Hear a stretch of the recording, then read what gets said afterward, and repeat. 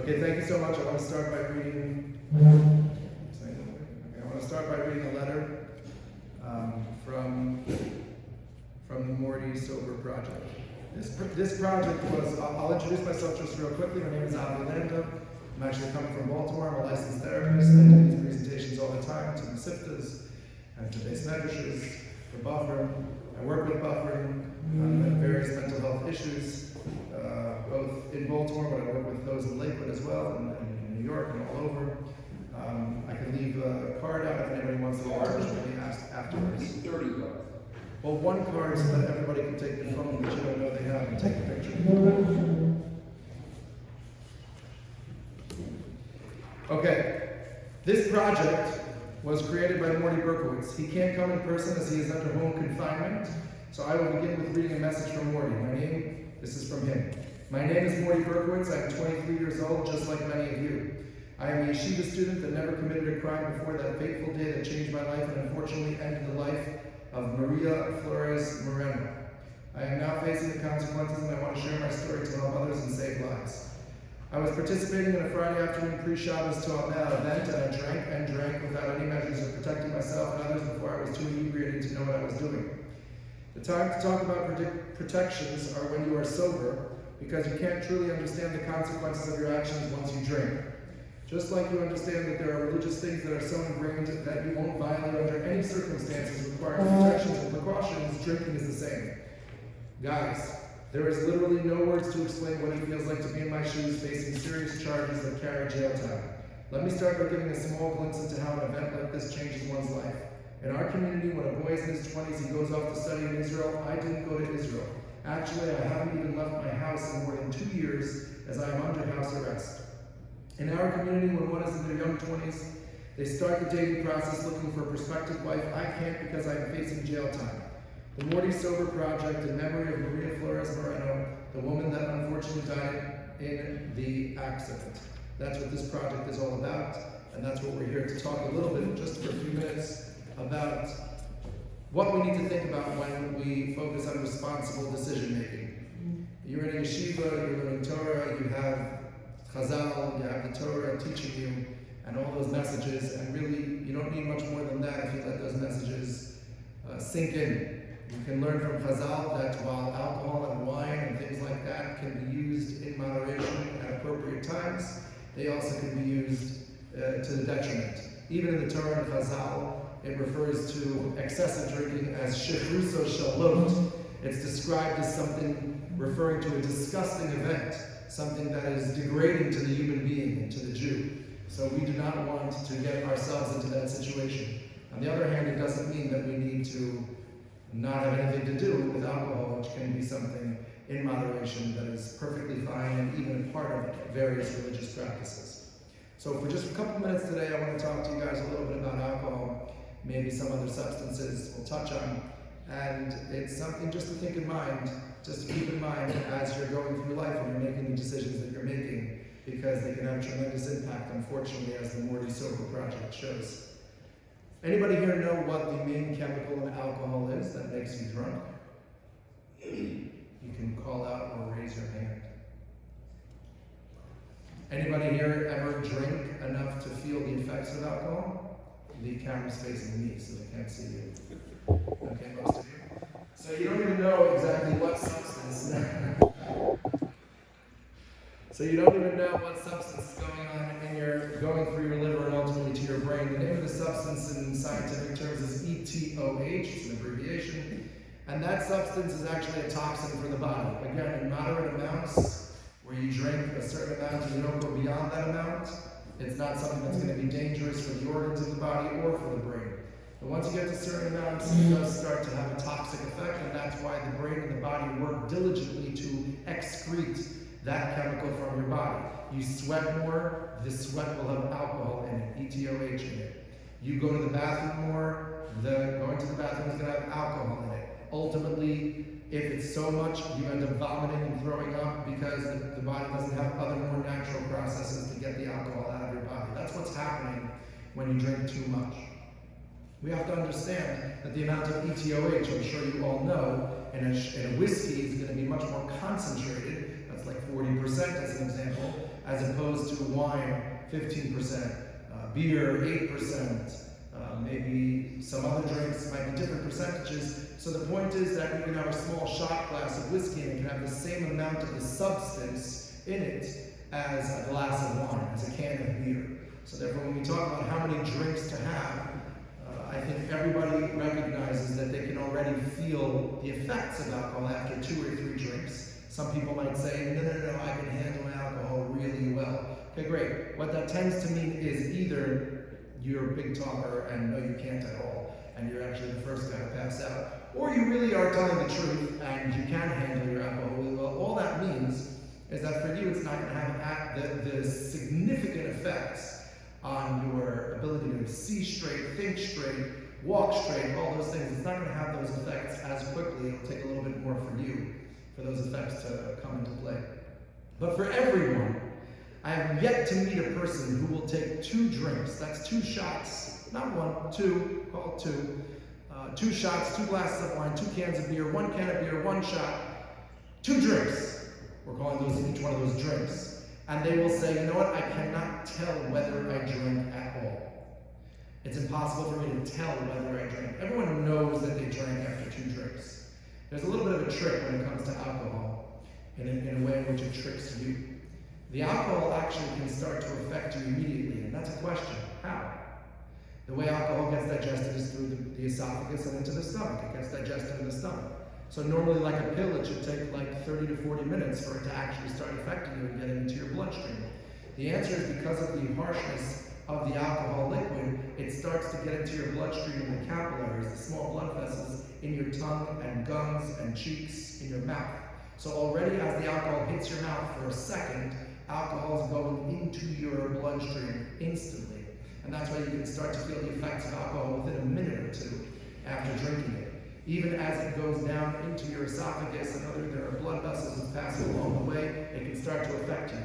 But they say about 20%, which means you're feeling about the effects of alcohol that you drank. You're feeling within the first 5 to 10 minutes about 20% of the effects of alcohol, which means you might feel pretty good after quickly downing 4 shots in a row. You might feel like after 5-10 minutes, that feels great. I think another 4 shots and I'll be perfect. But the truth is, 30 minutes later, you're actually going to be feeling 80% more of the feeling that you just got from the alcohol you drank. And that's why if you don't space out the drinking, you're going to make terrible decisions. This is all aside from the fact that alcohol skews our judgment. And what do you think is the first bad decision somebody makes? The first bad judgment call someone makes after drinking? Any ideas? What? What'd you say? Driving? No, that's not the first one. That can be a very horrible decision, obviously. How much should I drink? Somebody might go into a Shalom Zaf or into another situation and say, I'm going to have 3 shots and I'll be good. That's my decision. I'm going to have 3 drinks. And they go and they decide I'm going to have 3 drinks. And guess what happens after they have those 3 drinks? I think I'll have 3 more. I'll have 6 altogether. Now, you didn't make that decision before you walked in. You knew what happened when you had 6 shots last time, and now all of a sudden you changed your mind. What happened? And the answer is that your judgment got skewed and got corrupted by the alcohol. That's just what alcohol does in higher quantities. So the first bad decision someone makes is they drink too much. And then as we discussed, all of those negative consequences from drinking too much. I don't want to take too much time. I want to just jump into a little exercise and then we can wrap it up. I can come back another time if you'd like, and I can speak about vaping and marijuana and all the other substances that are around that unfortunately we're aware of. And we might know, of course, not ourselves, but of some friends, maybe in other yeshivas that are imbibing and indulging in those substances. I'd be happy to talk to you about how they're not good good for your lungs and all that. Even still in moderation is better than if there's no limitation at all, but just as a quick point, vaping itself, the base of every vape liquid is propylene glycol, which is not good for the lungs. That means even if there's no nicotine, even if there's no unhealthy flavorings, propylene glycol itself is not good for the lungs. And hear this, I have yet to meet, I've met hundreds and hundreds of buffering. I have yet to meet a buffer who I actually, in my notes, I start a timer. I say, okay, this is the date that he told me he's vaping pretty regularly. Let's call it once a week at least. And it's within 3 to 6 months, never more than 6 months, that they will either tell me on their own or I'll ask them and they'll tell me, I can't play sports or jog the way I used to. What happened? It's obviously the vaping. It's taking a toll on your lungs. There's no way around it. Does it mean you're going to go to the hospital and have some sort of acute illness? No, not necessarily, although maybe. But no, not necessarily, not likely. Not likely, I'm not going to be an extremist here. But it definitely is taking a toll on your lungs. So I just wanted to mention that as a side point. You said something about marijuana? I mentioned marijuana, yeah. You did. You want me to elaborate on that too? Yeah. I'm getting drinking sides from here, but I can elaborate on the smoking sides from the side. So when it comes to marijuana, I'll just say really quickly, the THC is the main psychoactive chemical in marijuana. It actually is balanced by another chemical called CBD in the marijuana leaf. There are two main chemicals, CBD and THC. The marijuana of the 70s is no longer with us. It had much more of a balanced THC and CBD content in the leaf. And CBD actually has antipsychotic properties to it. THC has psychotic properties to it. In small amounts, it just makes a person have a certain euphoria, a certain high, and all of that. But in larger amounts and over longer periods of time, it has been shown very clearly, especially when not balanced with CBD, in the marijuana leaf itself. And it's just taken itself. And I don't mean smoke a lot of pot, get really high, have all that THC going into your system, and then take a CBD pill. It doesn't work that way. The way the leaf itself is structured, because of genetic modification these days, they're able to genetically alter the leaf to have a way higher THC content, almost completely eliminating the CBD content. Why would they do that? Because it's a cash crop. Because profits dictate that the best way for us to make money is you can smoke just one little bud from this leaf, and that's going to get 4 people high, as opposed to you need a lot more because there's less THC in the plant at large. So genetic modification, which is a more recent invention since the 80s and 90s, has made our watermelons larger and redder, and has made our marijuana leaves much more THC potent and much less CBD. And so it's actually a much more dangerous plant to smoke these days, besides for all the same ill effects that it has, perhaps even worse than vaping, because vaping at least is using electricity. Okay, you could vape marijuana and wax pen and all that, so if you're using that, for example, it'll have all the same issues that vaping has for your lungs, but more than that, it's going to take its toll on your brain. It'll make you more predisposed to mental health issues, including anxiety and paranoia, including other types of predispositions you might have for even bipolar disorder and stuff like that. The emergency rooms in Colorado, where they first state that legalized marijuana, have a tremendous data record for all the additional issues with marijuana poisoning, with marijuana toxicity. All of that is all a part of what we're seeing in this legalization culture in America. It's a very unhealthy chemical. Also, a lot of people talk about in marijuana how not physically addictive it is. And that's true. It's not the same as nicotine, which is highly physically addictive, or alcohol, which is highly physically addictive, or opiates. However, and this is the most important thing, all of that is a moot point. All of that is I'm going to base measures, so I'll watch my words. All of that is something which we should not be paying attention to at all, because it makes no practical difference. We all know someone who, what we would call, at least in the olden days, a pothead. Someone who you guys are going on a ski trip, and you're going to have a lot of fun on your ski trip. And maybe 2 years ago, everyone would have just went, but then there's that 1 or 2 guys that are like, guys, are we bringing weed? And you're like, no, it's a clean trip. We're going without it. Oh, I'll skip this one. What happened? You love skiing. It's a fun trip. You want to go bowling. You want to do this. No, only if I'm high. What happened? The answer is a psychological addiction. You develop a dependence, a reliance on the only way that I can feel good and enjoy and have fun is if I am high, as if I smoke weed, as if I ingest the THC. And so the psychological addiction is 100% just as real as the physical addiction. The only practical difference is, does your body have some sort of physical reaction to not having the chemical? But your need for the chemical and the drive in your brain to go get it and ignore your responsibilities and not be involved in healthy things in life, fun healthy things in life, without the chemical, that's just as real as every other substance. So technically we could call it is highly psychologically addictive, even if it's not physically addictive, and therefore, bottom line, it's addictive. So that's something that you have to think about as well. Those are just a couple of points on marijuana. Okay, I want to just end off real quick. I don't want to take so much time from Seder. I'm going to need 2 volunteers. Who here thinks they can hold their alcohol well? Okay, I'm going to walk to the... Yeah, I'm done. Okay, I'll just tell everyone what we're going to do. What I have here, these are actually really expensive goggles. These are called fatal vision goggles, and essentially what these goggles do is they mimic the visual impairment of drinking a certain amount of alcohol. So when you wear these goggles, one of them, let me just show you.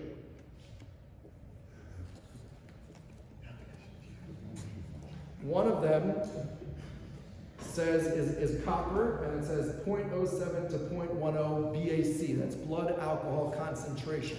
How much alcohol is running through your blood? The visual impairment that you will experience from, let's say, about 0.10. Most counties and states, the legal limit for BAC in your system, if you get stopped by a police officer, is 0.08. So this is right around the legal limit. This is 0.07 to 0.10. So it's right around the legal limit. Typically for the average person, we're talking about 2 to 4 drinks, somewhere in that range. So that's what this mimics in terms of the visual impairment. And this one mimics, it's a silver for surface, and this is 0.17 to 0.20. So approximately double, let's just call it 8 drinks, somewhere around 8 drinks, mimicking the visual impairment of that. So does anybody have a tennis ball or any sort of thing that we could throw between 2 people? I see. I think we could throw your vape device right there. But I don't know if you want to play it. If you can get something, and I need 2 volunteers. You want? Yeah. Can I try the double stronger? I need you to move out there. And the truth is,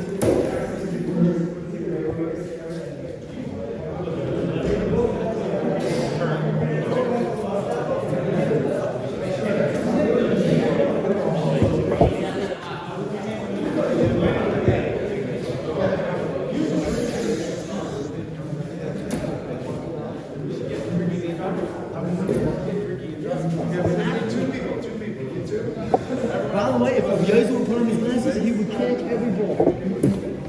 we're going to start with the higher level. We're going to start with the higher level one. So that's good. Hold on to that, please. Okay, so 1 second. Don't put them on yet. Stand over. And we're all going to count and see how long it takes for you to walk this square and come back to where you started again. The truth is, what we have, an extension here. We'll just do the square. So not yet. Without holding them in your hands, I want you to walk foot in front of foot like a police officer's technique. 1, 2, 3, 4, 5, faster, 6, 7, 8, 9, 10, 11, 12. Now put them on. This time you're going to go the other way.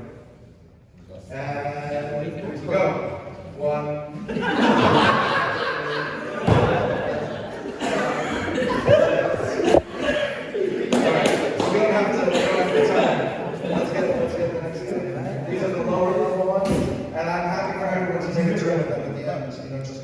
First, go around without them. Yeah.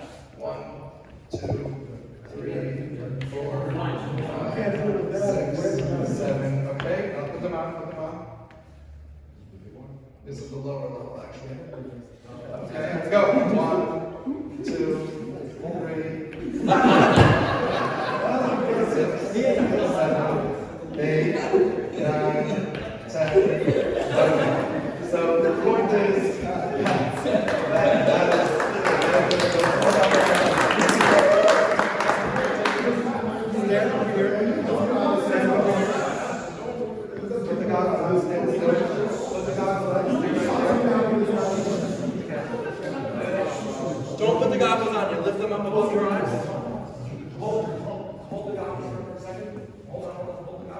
take this.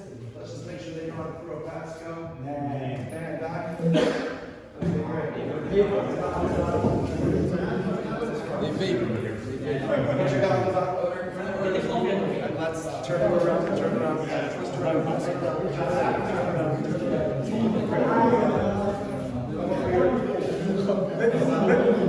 Okay, go.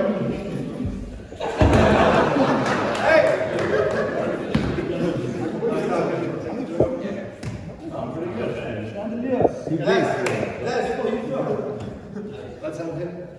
Good. Over here. Back to him. Back to him. I doesn't know we're there. Okay. So the bottom line is, just to conclude real quick, guys. Just to conclude real quick. Don't play the point football is, when you're drunk. It's very real that alcohol impairs your vision. It's fun when we do it here in a base medrash or yeshiva. We're just having fun. 1 second. And we're having fun. We're walking a line and all that. But it's very real that alcohol impairs vision. Besides for everything else we spoke about. One thing that should be absolutely without exception. Just 1 second. One thing that should be without exception. You do not get behind a wheel if you've had any alcohol. It's your best, even if you might be able to be okay, even legally with 1 drink, let's say, don't do it. It's the best protection. And just as importantly, you don't get into a car if you know the person behind the wheel or you suspect the person behind the wheel had a drink. It's always worth it. Every parent, every Rosh Yeshiva will, will take money out of his own wallet to pay for your ride to get home from wherever so that you don't have to get into a car with someone who's driving under the influence of alcohol. That's the message I want to leave you guys with. It's been a pleasure. I'm happy to come back.